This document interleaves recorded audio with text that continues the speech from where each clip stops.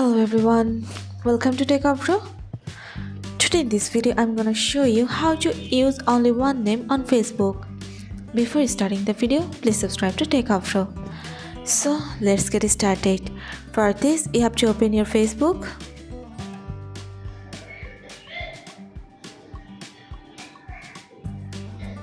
Now go to menu, presence, settings and privacy. Click on settings. Here you can see the option of account center. Click on this. Now click on profiles.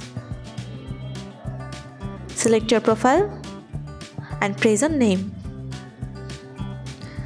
Here in the option of first name you have to put your name, and in the option of last name you have to press your space.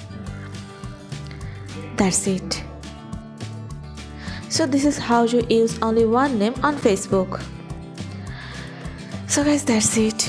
You can do this. I think this video is very helpful to you. If it was, then give a thumbs up and hit the subscribe button. And thanks for watching.